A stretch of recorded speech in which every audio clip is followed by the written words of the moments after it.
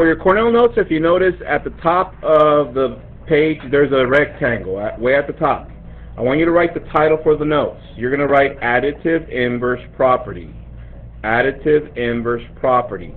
Additive inverse property. Additive inverse property. That's going to be the title for your notes. And today we're going to cover a couple standards. The first one, I want to make sure I cover this property, the additive inverse property. Okay, and that one is found in our number system for our Common Core. And this is to get us ready for what's coming. So this is more like a 7th grade standard going into getting ready for algebra. But the other one that we're going to look at is the Math Practice Standard number 5. What does that say? Using appropriate tools strategically to solve problems. And what tools are we using today? What did I leave in front of you? Algebra tiles. I put them in little baggies. That's what we're going to use today. Don't open them yet, but those are what we're going to use today to solve a couple of things and get clarification on concepts. Okay? So with that said, here we go. Just to recap on yesterday, I showed you a video to introduce the additive inverse property. Remember that? And here it goes. So it said something like this. If I dig a hole 7 feet deep, how much dirt do I need to cover the hole? Very similar to that. Now, I know some of you already know, but here's just to refresh in your memory. So here's ground zero. Remember that? And here's me, muscles. Look at that. And I'm digging a hole. There it is. How many feet? 7. Okay, so if I dig 7 feet here, how much dirt will be over here? 7. Okay, so now, why do we call this a negative? So that you remember. Since there is no dirt, what kind of word is no? A negative. That's why this becomes a -7. Does that make sense? So if there's dirt over here, that means that yes, dirt. What kind of word is yes? It's a positive. That's why this is a +7. Therefore, these are known as opposite numbers. -7 and +7, bless you, are opposite numbers, and when you combine them, they become 0. In a nutshell, that's what we call the additive inverse property. And I'll give you the formal word and all that in a little bit, okay? So, with that said, to get started with our lesson and to get you set up with your Cornell notes, we start off always with an objective. It's always on the board. Does everybody see it? But also, I also have it on the screen. Look at it on the screen, and it says, I can define and represent integers using integer tiles and 0 pairs. Let's read it together. 1, 2, 3. I can define and represent integers using integer tiles and 0 pairs. So copy that at the bottom left of your Cornell notes where it says objective. At the bottom left. I'll give you about 20 seconds. If you have your colored pens already, use your colored pens. So now, who notices once again that I have different colors for the objective? Everyone, hopefully, right? And there's 2 basic colors that I'm going to be using throughout. Red and green. The black is to explain the objective, but what is the main theme for the day? It would always be in green. So what do you see in green? Integers and 0 pairs. But now we already know what 0 pairs are because I already showed you since yesterday the video, the intro. Today we did another intro, but which is the only one I haven't given you a definition for?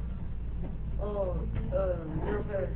We already got 0 pairs. No, integers. Integers. Therefore, we're going to define integers and we're going to represent integers. So we need to find out what integers are.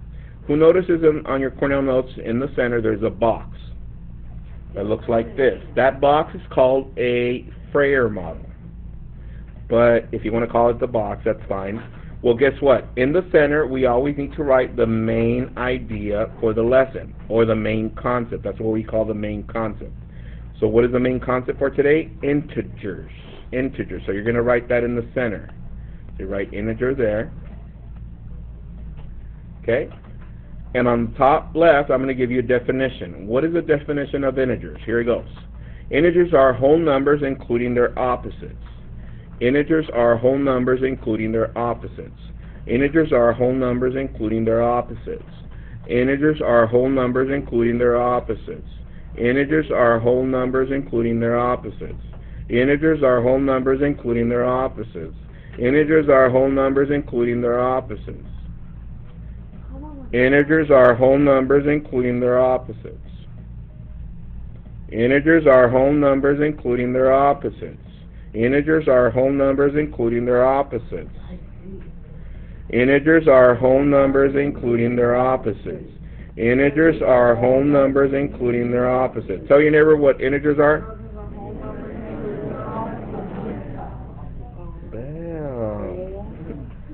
So, now that we have a definition, there's a couple of terms in that definition that I want to make sure that you understand what they are. The first one is whole numbers. So now, whole numbers, this is what they are. They are counting numbers, but including 0. Let's see. Let's think back. When did we start counting? Let's say when we were in kinder. I'm going to take you back to kinder. Aww. You got out of class for recess and you're about to start running. What did the lady on the patio say? No running. And then you started walking fast because you wanted to get to the swings, right? And then you got to the swings and then, I'll race you. All right? So then you start, ready? -1. No, we don't count in negatives, do we? We counted in positive. We started 1, 2, 3, and go, right? So guess what? Those are counting numbers. But what did I say whole numbers were? Counting numbers including what? 0. So check this out. I want you to draw a number line here where it says example right underneath the word example. And I'm going to first draw whole numbers. So once again, whole numbers, we said they were counting numbers including 0. So I'm going to draw 0. Here's 0. And what are my counting numbers? 1, 2, 3, ... to positive infinity. Positive infinity is that lazy 8 right there.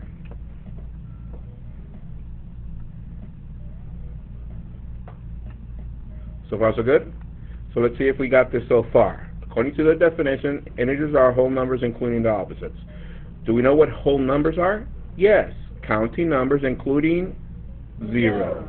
Okay, so we know what whole numbers are. But it says include their opposites. So what would be the opposite here? -1, -2, -3, ... to negative infinity. And now we have integers here. Okay? These are all integers represented on this number line. According to the definition, integers are whole numbers, yes, counting numbers plus 0, and their opposites, yes, there they are. So far so good? Yes. So let me give you a number. Is this an integer? 12. No. Yes. No. Yes, it is. Can 12 be found within these numbers inside? Yes. Yes, that's an integer. Copy that. How about 155? Yes. Yes, because it goes all the way to infinity. So yes, 155. How about let's see, -28? Yes. Yes. Yes, because look, it goes that way. So can we find -28 over here? Yes. Let's see. How about -267? Yes, that's also an integer.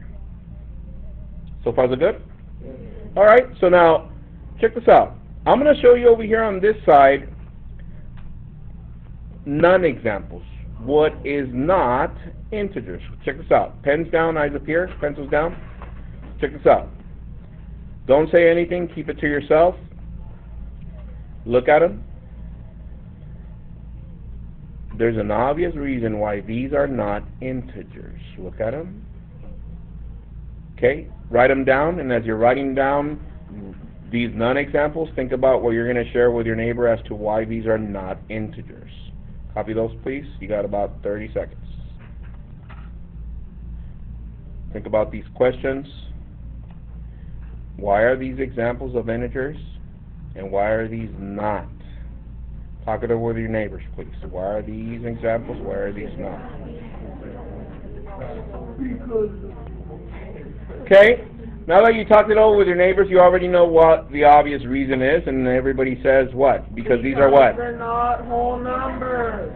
They have decimals and fractions. Okay, so think about this situation. Let's say your BFF didn't come in today and they take the same course similar to this one, and you get home and then they kick you or they Facebook you, whatever it is, and they say, so what you doing, Mr. Q's? And you say, oh, we covered integers today. Oh, really? What's that? So, what is that? Yeah, think about it. What are integers? What would be the simple way, or two words, or two simple terms that you would say that would cover integers? Think about it. Okay, over here, what would you say? Whole numbers, okay, so then we'll write that up here. That's one thing. What would be another thing? Yes? Whole numbers and their opposites? Opposites will be the other one. But underneath whole numbers, just to clarify, just write no fractions or decimals to make sure that they understand. And the other word would be opposites. That's what makes integers integers. Whole numbers and their opposites. What are integers? Whole numbers and their opposites. What are integers? Whole numbers and their opposites. Very simple? Yes, Mr. Q. Good. All right. So far we covered the concept, and now I'm going to get into to make sure we introduce the two properties for today. We're not only going to cover the additive inverse property, we're going to cover one more. Okay, here it goes. My two properties. First one, the additive inverse property.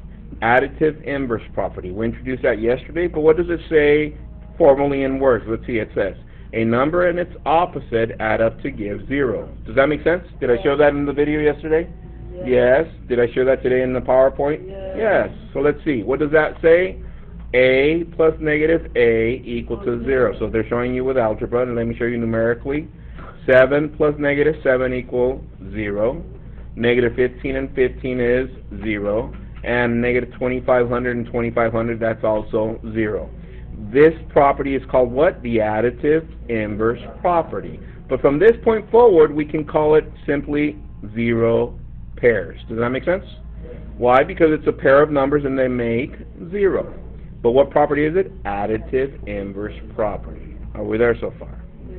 That's one property. The second property, you don't need to copy this. Here we go. The second property that we're going to cover today is the identity property of addition. Identity property of addition. Identity property of addition. Identity property of addition. Identity property of addition. Identity property of addition. Identity property of addition. Now, why identity? Let me show you why. When somebody says identity, it's because it shows me that they're trying to identify something. So let me show you the words. It says, the sum of 0 and any number, at the end you get the number itself. So let's see. They start off here with A plus 0. What is the answer? A. A plus 0, the answer is A. Let me show you with numbers. 7 plus 0, we're left with 7. Now check this out. Let me show you this one. Negative 10 plus 0, the answer is negative 10. This is called the identity property of addition. 1,000 plus 0 equals 1,000. Because check this out. We start with a number, and our answer is identical than what we started with. You see what I did right there? We get, that's called identity property of addition because we start with a number and our answer is identical. Everybody see that? Boom. So far so good?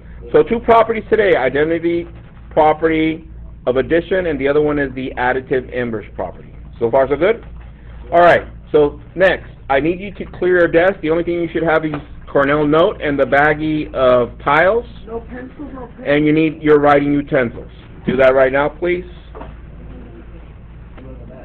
It's as big as my head. Okay.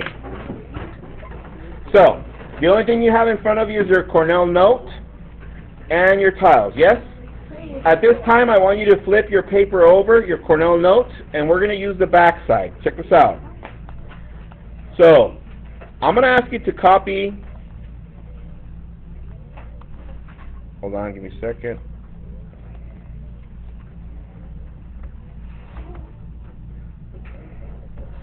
Here we go. I'm going to ask you to copy this problem, but before you do, let me show you what your paper should look like in the back. Your paper should look something like this. It's blank, just with lines, yes? So I want you to go all the way to the far left, top left corner, and you're going to write example 1. What if I do my warm-up after? No, your warm-up is on a separate page where all the warm-ups are going. Okay, here we go. Example 1. So then you're going to write show a 0 pair, and then just finish the information. And underneath that, you're going to write -7 plus 7. Does that make sense? Yeah, right? Yes. Okay.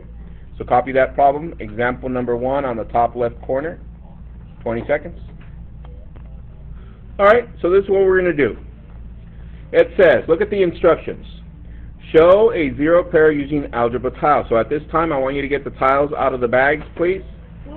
Separate the negatives with the negatives, the positive with the positives, and once you separate them, put them all to the top part of your desk. Move them all the way to the top, so that you leave the space right in front of you as your working space. Okay? So make sure you, if you're a righty, move your Cornell notes all the way to the right side of your desk. If you're a lefty, move it all the way to the left, but leave that center part of the desk so that you can do your work with the tiles. Oh, bam, how come we didn't use these in summer? Because we're going to use them over here. Bam! Ready? So here we go. First thing is first. They want us to represent these two using tiles. So what would be the first thing that you're going to grab to represent -7? How many of them? -7. So check this out. So you're going to lay them out like this. I'm going to switch the camera and I'm going to pause this really quick. So what we're doing next, we said we're going to draw the picture under the numbers. Here we go. 1, 2, 3, 4, 5, 6, 7, and 1, 2, 3, 4, 5, 6, 7. And you drew that on your paper. I know it's not going to look as nice as mine, but try. Okay. Once you have that, check this out. This is what I'm going to do. Do the same as I'm doing. Circle this, and I do this. I cross them out. Think for yourself. Keep the answer for yourself. Why am I crossing these out? Tell your neighbor.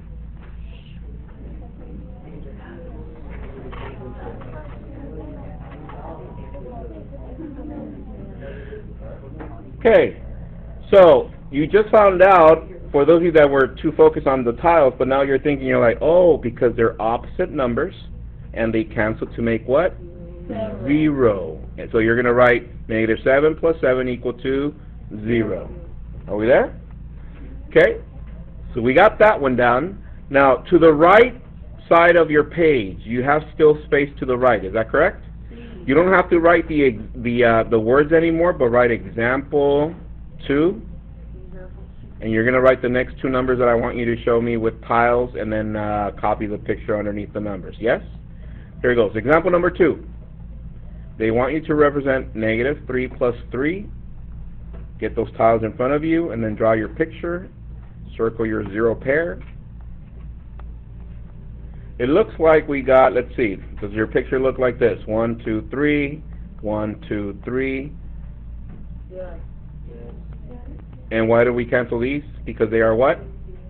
Because they're same number. 0 pairs, or also known as opposites, right? Okay, so far so good? Last one of these, example number 3. Do that one. See if you can go a little bit faster now.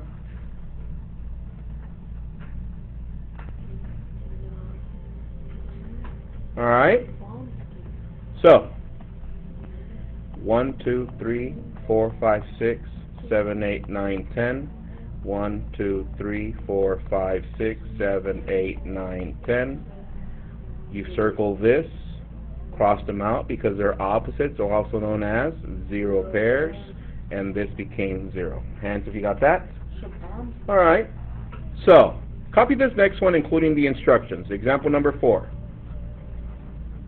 Copy that. Example 4, including the instructions. It says, represent -1 using algebra tiles and 0 pairs.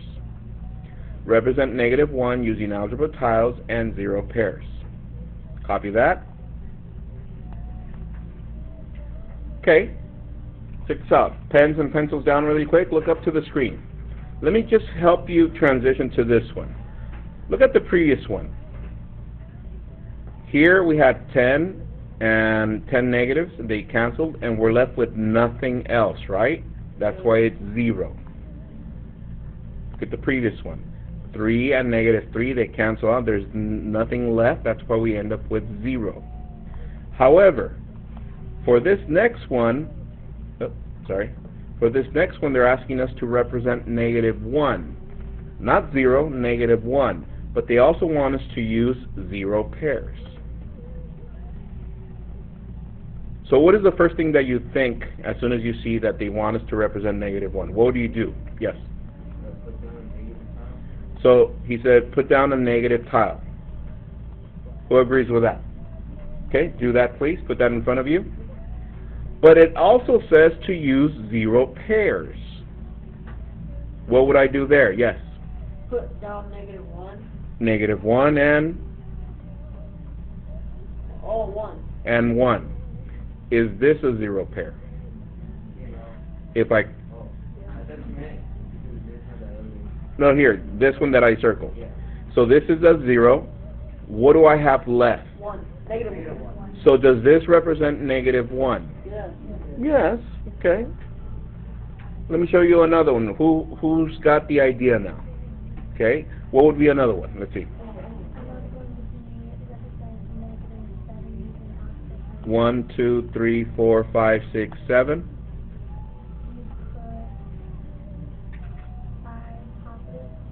One, 2, 3, 4, 5, 6. Okay.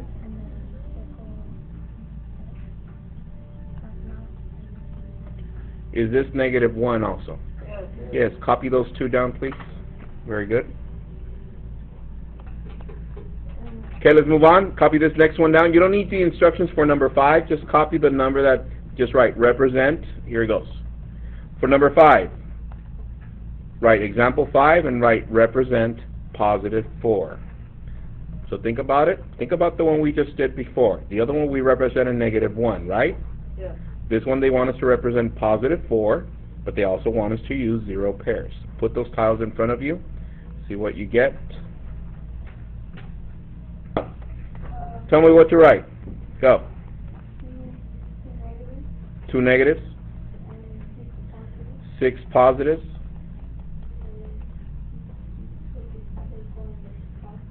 Circle on the positives. Oh, 2 positives and 2 negatives. Okay. Why do we do that? Why do they cancel out? You get a +4, but why do these cancel out? What are those called? 0 pairs, or also known as opposites, right? Does everybody agree with this? Yeah. Did anybody get something different? Me. Yes. Oh, I put 8 positives. 1, 2, 3, 4, 5, 6, 7, 8. And then 4 negatives. 1, 2, 3, 4. Damn. And then I circle that. Circle your 0 pairs. And then you cross that out. And 4. put 4. Thank you. Yes? Would it be okay if you just put 1 opposite, and so it's like 4 left still? What? Tell me what to write. 5 positives and 1 negative. 1, 2, 3, 4, 5, and 1 negative. Is this representing 4? Yes. Yes. So, that is true. So think about this question. Since all of these are representing 4, what is it that it doesn't really matter for us to add to the amount? Think about it. If this is 4, if this is 4, and this is 4, what doesn't really matter? Think about it. Yes. How many, you're very close. How many, Jenrick? How many 0 pairs? Does everybody see that? Does it really matter how many 0 pairs I add to the side of it? No. Let's make a note right here. Put a little note right here. Put an asterisk. Make a heart. To remember. You're going to write, when representing representing integers with tiles and 0 pairs. It doesn't matter how many 0 pairs to use. Oh, sorry. Whoa.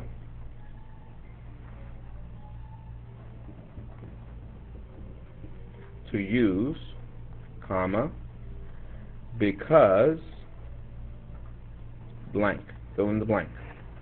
Why doesn't it matter? Because it's always equal to plus 4 or 0. The 0 pairs is always equal to 0. Good. So, here goes the challenge 1. Copy this one. Example number 7. It says, show me -6 plus 9 using algebra tiles and 0 pairs. What amount does that represent and why? Show me -6 plus 9 using algebra tiles and 0 pairs. What amount does that represent and why? So get those tiles in front of you. What do you get at the end? Write it down. Copy your picture.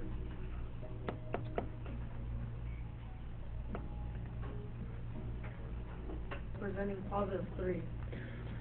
-6 plus 9 Is representing positive 3. represents positive 3. Oh, plus 9. The bottom. Okay, show me your picture. Tell me what to do. You write 6 negatives 6 negatives, and 9 positives. 9 positives, And then you have to circle your 0 pairs. circle your 0 pair, Cross them out, and then you're left with 3 positives. the bond. Hands, have you got that by yourself? This Good. is Now, what we did today, we added positive and negative numbers. And I didn't have to give you the rules of if the biggest number is negative or the da-da-da-da-da-da-da. We just focused on how many properties? 2. What were those properties? Let's see.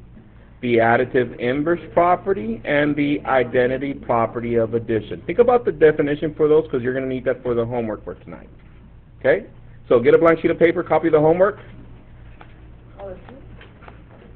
Homework is only 4 questions. Number 1, in your own words, define 0 pairs or the additive inverse property. Number 2, in your own words, define the identity property of addition. Number 3, represent a 0 pair using tiles and describe it in your own words. And number 4, represent -7 plus 12 using tiles and 0 pairs. Describe your number in your own words. When you copy this, make sure you copy the question. Leave about 3 to 4 lines of space so you can answer it at home. Remember, at home, you need to do this in pencil. Okay, copy those questions down, please. And as soon as you're done, you may leave. Have a good one, everyone. Enjoy your homework. I'll see you guys tomatoes.